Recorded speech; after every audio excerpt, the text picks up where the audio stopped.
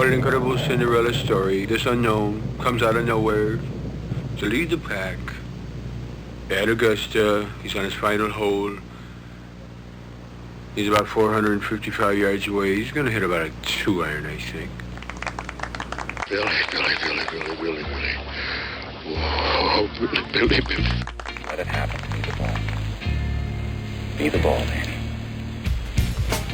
You're not being the ball, Danny. Well, it's kind of difficult with you talking like that. Okay, not talking. That's a peach, son. Miss.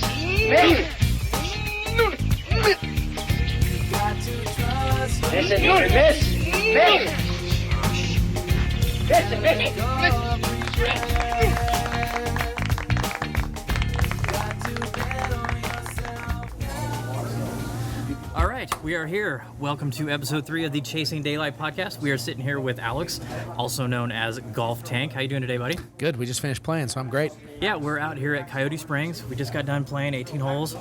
Weather was pretty good, not too crazy. A little heat, but nothing bad. You happy with how you played today? Okay. They aerated, so the greens were The a greens little weren't bumpy. very friendly to us Yeah, today. so I didn't putt really that great, but I hit the ball pretty good overall. I mean, a few shots I'd like back. So, we're here because Instagram. Ryan and I recently had an episode where we talked about how golf brings people together unlike any other sport that we're familiar with. And that's one of the reasons we connected through Instagram. And Golf Tank is your Instagram account. Why don't you tell us a little bit about what Golf Tank is about and what your plans are with it? Yeah, so originally I started it as a tax write-off. I was needing something to expense my golf stuff through. And since that time, it's grown a little bit from there. But it's really, I want it to be a place where people can come and talk about the newest golf equipment. So I don't talk about old stuff. I don't talk about technique. I don't really talk about tournaments or players or rules or anything like that. So I generally try and talk about the latest, newest stuff. And I don't take any sponsorships or any free stuff. So I try to talk about, just how I really feel about things. And then I'm hoping that, and this has happened so far, that other people will talk about their experience with the same stuff. So whether it be shoes or clubs or gear or an app, a bag, whatever, that you can scroll through the feed and you can find something. And then along the way, we're doing some dream golf trip giveaways. So I'm selling Golf Tank gear, products, golf balls, other things that get you an entry into a giveaway that allows me to take you and 2 of your friends to any golf course in America that I can get us onto. So probably not Augusta. And, I pay for your airfare, first class tickets, your hotel, the golf course, transportation, caddies, tips, food, and we go have a great time. So the first one actually ends today, June 1st. You're drawing that today, right? Yeah, well, we're probably going to wait because I'm going to let people enter till midnight. Okay, and so right. probably going to draw it just after today because a lot of entries are coming in the last minute. And then let somebody pick and take them on the best trip ever. So where has golf... Where did you come into golf in your life? What brought you to the game? I'm a late bloomer, so I did not play golf at all growing up. It was not even an option. I wasn't even aware of golf as a sport. Nobody I knew played it. I certainly couldn't play it. It was, just not an option. And so when I got into my 20s, I started getting invited on occasion for scrambles for business golf, for my business relationships. And so I would go occasionally, and I'd borrow clubs. And I sucked horribly, had no idea what I was doing. And then I had the opportunity, I was a sports fan, so I would travel to different sporting events. I've been to the Super Bowl and Monday Night Football and the Olympics and a bunch of other cool sporting events. I had a chance to go to the Masters. And I was a golf fan, and I was starting to get into golf, but I didn't really know anything about it to speak of. And that was in 2001. So about, 19 years ago? Yeah. I guess 18 years ago. And I came back from that and said, okay, I'm going to learn how to play golf. This is the greatest. It's the best sporting event I've ever been to, and I've been to all of them, and it's not even close. Not even close. So Wow. yeah, that's what it was. So ever since then, I've been addicted. And I know you play. What are you playing to right now? 2 handicap? Yeah, something like that. He's a good stick. Don't let him be shy. I need to play more golf courses. I play the same golf course a lot, and it's not super difficult, and so I think it artificially lowers my handicap a little bit. So being based in Utah, you're in the Salt Lake area? Yeah, just north of Salt Lake. That's really, yeah. Do you find it a difficult with the golf season being shorter because of the weather? Do you like to travel during the off season to get to play golf, or? Yeah, it's some years are golf years and some years aren't with winter travel. But I mean, I think there's pros and cons to it. It is kind of nice in some ways to put the clubs away, and it's always exciting to pull them back out. So I mean, you get really excited. But in the winter, sometimes there can be some pretty dark days where you really miss it and you really want to play. So we can drive down to St. George, which is close to where we're at, and play a lot in the winter. Of course, you can fly to Arizona or down to you guys in Vegas. But I guess it depends on the year. Some years I hate it, and other years I like the break. So just kind of depends. Okay, so why tank? What brought the tank part into it? Not much thought to it. I'm kind of a short, stocky little dude, and that was a nickname growing up. And I was trying to think of a name that was short and easy to remember, easy to spell. And that was it. I just kind of threw those two together, and then this guy, Dude Bro Golf on Instagram, came up with a really cool logo that I thought was cool anyway. It's a great logo. And that was it. Really not much to it. Really not much effort. I mean, that was it. Has your feedback been good on Instagram? So I know it can be a little harsh in the social media world. Yeah, mostly good. Yeah, I mean, I think every once in a while, with the giveaway, people don't realize they don't have to buy. You can enter, with a postcard and do all those kinds of things. So every once in a while, I get a rude comment that it's a bait and switch kind of a thing, and but not too much of that. I think for the most part, I've really got probably 95% positive comments over the last year or so. It's been almost a year. I think once people see the results of the giveaway, it's really going to take off. Yeah, I mean, a lot of people think it's a scam, and so we've given away a lot of stuff along the way that's helped, and but I'm going to wait to launch the second giveaway until after we go on the trip, because I want to show content of people having, because I'm going to make sure they have a great time. I mean, we're going to do it first class all the way. Somebody will probably pick Pebble Beach or Bandon Dunes or something like that, and we're going to have a great time. Not a bad choice. Yeah, and I'm going to get a lot of video, and then I think people will realize it's a real thing. So yeah. So have you traveled worldwide to play golf, or are you looking at destinations? Are you planning trips for golf, or is it more just something you do in your spare time? Yeah, so I haven't played golf worldwide. I've played golf all around the country and been very fortunate to play a lot of awesome courses in the U.S. Do you have a favorite East Coast versus West Coast course? Gosh, I mean, Pebble Beach is pretty amazing, right? There's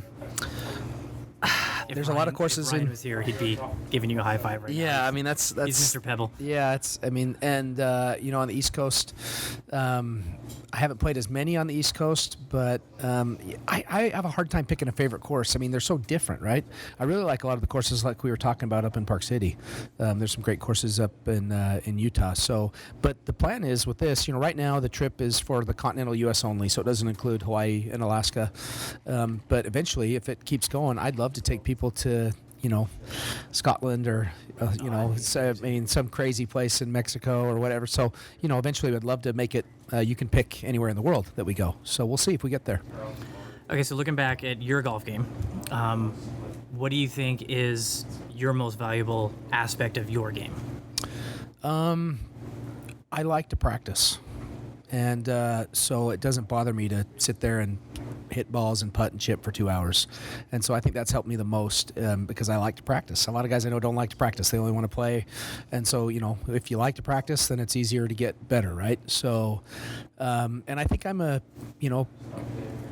pretty methodical. I think through stuff. That's why I like golf, because it's so analytical and there's so many different variables and stuff. And so I can think through, and a lot of that comes with time and experience. You learn about, like, this lie will do that, or this thing will do that, and you don't know that until you've had it 50 times, right? So, but putting all those data points in and coming up with the decision, I'm a pretty good decision maker. When I'm playing my best golf, I'm driving the ball pretty good, and I've pretty good putter sometimes. So my weakness is my long irons, 5 iron and below. I'm not very good at. So guilty. Yeah. So, but anyway, the short answer is probably I like to practice. So getting better is a fun process for me. What's your go-to drink on the course? Diet Coke. Diet Coke. Yep, caffeine. I'm a K. Give me the caffeine, baby. So caffeine, no calories, please. So what is your goals with Golf Tank? Where do you want to go with Golf Tank? What's your plans in the future? Where do you see it 5-10 years down the road, or even a month down the road? Yeah, that's a good question. I mean, I don't have a desire to make it into a big business. I would love to see people all around the country, at least, participating in the brand, having fun with it and posting stuff and commenting and sharing. I'd love to take people on trips, 2, 3, 4 times a year, maybe once a quarter, all around the country and eventually the world. And if I can break even doing that from a financial perspective, I'd be happy. I mean, that'd be awesome. I love what you're doing with the golf balls, hiding them on the courses. That's been really We fun. put one out there on Coyote today, and when it came around, it was gone already. Yeah, it's fun for me to see people so we've had courses in Florida, New York, California, Texas, Colorado, in the South, Georgia, and other places too, where they're putting these golf balls, and it's kind of fun to see the brand and the logo travel around, So that's a fun thing. What are you finding is the biggest challenge you've faced so far with growing the Golf Tank brand in the? Because I mean, you're just basically on social media right now, right? You're not. Do you have a website? You got a giveaway website. Yeah, golftankgiveaways.com is the giveaway website. But no, I mean it's Instagram and Facebook only, and Twitter a little bit. I use Twitter personally a lot more than I do for Golf Tank, but. It's like any other business I've ever been involved in. It's just a grind. It's just slow. You just got to, do stuff every single day. And in 5 years, you'll be an overnight success, So getting people to listen to you, getting people to participate, make sure, help them understand we're not a scam. We're not trying to, do anything funny that way. And, there's a lot of noise out there. There's a lot of content. There's a lot of stuff. So you just, like I said, I'm trying to be kind of nichey and say, hey, this is the place where you can come to find the nerdy details about these new wedges that just came out. The technical specs. You've seen, I put what kind of steel, all the shaft, all this stuff. So if that's your thing and you want to know about new stuff, then we're for you. If you're looking for memes or you're looking for instruction, I mean, I'll mention professionals. When Tiger Woods wins the Masters, I'm going to talk about that. But that's really going to be, less than 10% of our total content is that stuff. So, and then the other challenge is trying to figure out how much to talk about the giveaway and how much not to, because I don't want that to be what we're about. It's nobody wants to hear giveaway all the time. But at the same token, I want to take people on these trips. I mean, I really mean it when I say if I could take people on these trips and break even doing it, I'd be thrilled. I don't care if I make a dime. I just want to take people on trips that either maybe they wouldn't be able to go on otherwise, or they would, but they might not because they don't want to, actually part with the cash. So I'm hoping to, sounds cheesy, but long term, to answer your question, this sounds really cheesy, but I want to make people's golf dreams come true. That's a great line. I mean, that's what I'd love to do. Okay, Ryan had a question for you. Kind of off topic from the giveaway stuff. Sure, We're yeah. good here. Yeah, we're good. One ball marker, one putter, for life. Who makes it? What is it? So the ball marker, no question, is one of the ones that I use all the time still, and that is one from 2001 Augusta. That's a Masters ball marker purchased on the grounds, that I purchased there, and that's no question. That's my favorite ball marker. As far as putter, I would say I would probably go with some version of a TaylorMade Spider, because I'm putting that blade, Scotty, that I went through the SAM fitting process with, and I really like it. But over the years, the Spider has been the best performer for me. I like the white line on it because or the black line depending on the putter color. And I got their very first one when it was that huge spaceship, gigantic one, and I've had like 3 or 4 models since. So if I had to pick one, that would be it. Okay. Which is kind of non-traditional, but we'll go from there to your bag. What's your current setup? What are you swinging today? Yeah, so I have always been kind of a TaylorMade wood guy, and I had a really interesting experience. I cracked one of them, my driver, on accident, and so I was in St. George and playing in a scramble, and I just needed a driver, and they said, well, you ought to try something new. You're in a scramble. Who cares? So they gave me this new Titleist to try, and I just roped it, just straight as an arrow. And so anyway, I'm now playing Titleist driver, the TS3 driver, and the TS3 3-wood, both, because I hit them as straight as, when I'm hitting it good, I hit them dead straight. Now, were you fit for those, or did you just base it off? No, I've always been fit before, but they just handed it to me, and I couldn't argue with the results. It was instant. It was like instant straight. Didn't change anything about my swing, nothing. And it's a long way. It went pretty good today, Yeah. But so that and the 3-wood, and then I've got 2 TaylorMade hybrids that are actually about 5 years old, but I'm waiting for the new TS TaylorMade hybrids to come out because I'm probably going to get those. And then TaylorMade P790 black irons, 5 through pitching wedge. And then I have 4 Vokey wedges, 50, 54, 58, and 62. So those are the SM7s. And then my Scotty Cameron Newport Laguna 34-inch putter with the pistol. And you Pistol play grip. Pro V1 balls, right? Pro V1X. Pro V1X. Yeah, and I switch around. I mean, there's so many good golf balls out there. There's so many. There's probably 6 golf balls I could play that I'd be happy with. So yeah, that's the current setup. So what's it? How's life in Utah? How do you like living up there? That's where you're based. Yeah. And tell us about the golf courses up there. What you like, what you don't like. Yeah, so Utah, I love Utah. I like that it's a little slower pace. I don't wait in traffic. My house, I've got plenty of room, and I don't have to, it's not noisy and stuff. But the golf scene, actually, I think dollar for dollar, Utah's got to be pretty competitive with some of the best golf in the country for the price, It's high elevation, so the ball goes farther. And when I go down to sea level, I'm reminded of how good the pros really are. Yeah. Because, it's a club and a half difference, almost 2 clubs. Played Torrey Pines a couple years ago, and we played the South Course, and you absolutely crush a ball for me, and you go up and it's 240 yards. Yeah, right? Oh my goodness. And when you see these guys hitting at 320 at sea level, you realize that's like 360 in Utah. It's crazy.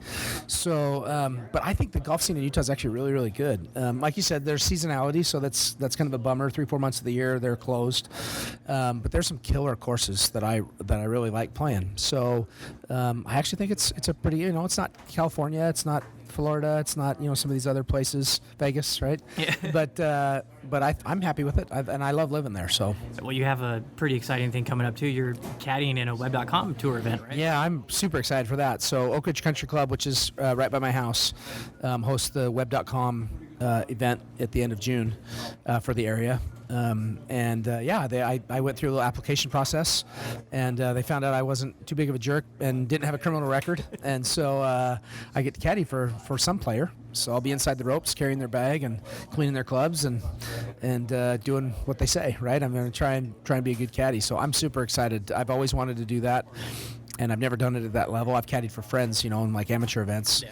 So I'm going to take it serious, though. I'm going to get there early. I've got these green books that we were talking about. I'm going to map out shots, and I'm really going to try and do a good job for whoever I get hooked up with. So you don't know who you're playing with yet? I don't. No, I'm not sure when they'll let me know. They might not even let me know till that week. So, but I'm going to try and be as ready as I can, try and help them do well. That's awesome. So, yeah, I'm excited. So, as far as golf goes, there's a lot of things in the game that drive people crazy. There's a lot of things that drive people just mad as far as love goes. What's some of the things about the golf in general, not just the industry side of it, not the golf course side of it, but just golf in general? What's something that frustrates you with it? We were talking about this. It's not at the top of my list, but we were just talking about this. I think, when you hit a good shot and it's in the fairway, I think it kind of is unfortunate when you're in a divot. And so, because you did what you were supposed to, and so it's kind of feels unfair to be punished for that. When you don't do what you're supposed to, you should be punished heavily, right? You miss anywhere, like it's fair game. Whatever happens, happens. You didn't do what you're supposed to. But if you stripe one down the middle and you're sitting in a divot, I think, so we were talking about this earlier. I don't think the answer there is to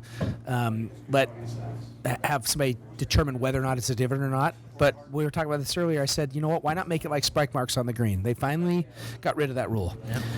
Basically, there's some slight derivation of it, but basically you can repair anything you want on the green, right? Except for they call it like a natural imperfection. I think you can't repair that, but what the heck is that anyway? Like, basically you can repair anything you want on the green now. You don't have to ask anymore. And my thing is, why not make it that way on the fairways and just say, look, if you're in the fairway, so you might have to have a judgment if you're in the fairway or not, but even that's pretty clear most of the time. Clear. The demarcation is pretty clear. Yeah. If you're in the fairway, you should be able to move the ball 2 inches any direction you want. I don't even care if it's closer to the hole. It's 2 inches.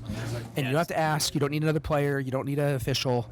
And then if you hit a good ball in the fairway, so I think, that's always a bummer when that happens. It doesn't happen very often. So that's a bummer. I think, I'm like anybody else. Slow play really drives me nuts.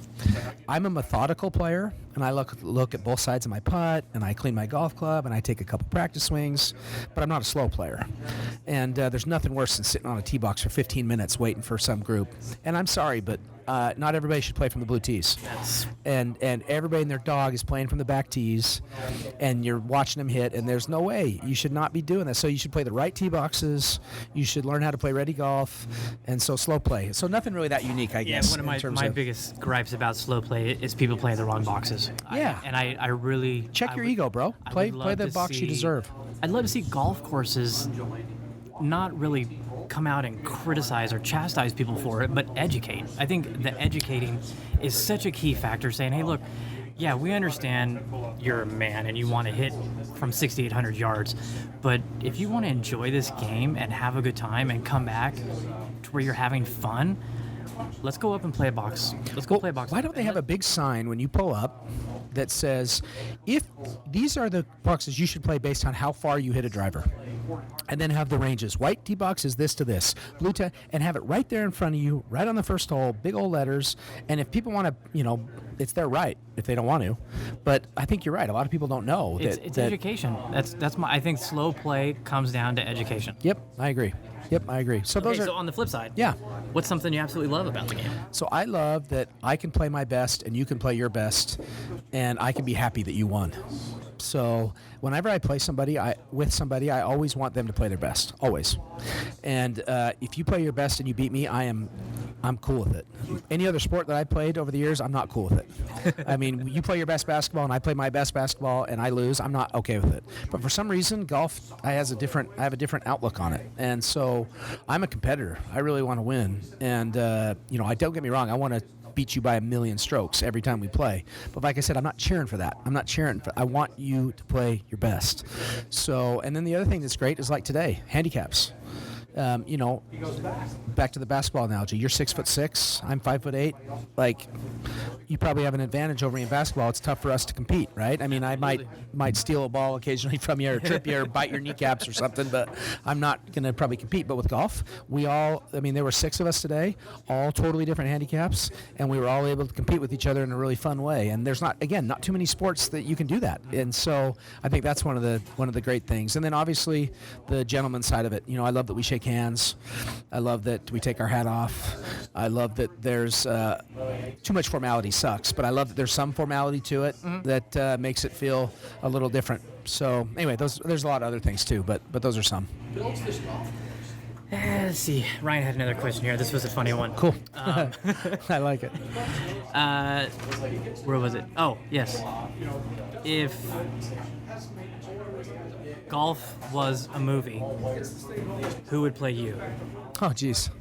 I tried to give you it. I told him, I said, you want to overlook these questions? He's like, no, let's go. It's good so when I was fat, it would have been Jack Black. So, yeah, so you can see the resemblance from the eyes up, right? So, but I've lost a little weight, so not Jack Black anymore. I don't know, man.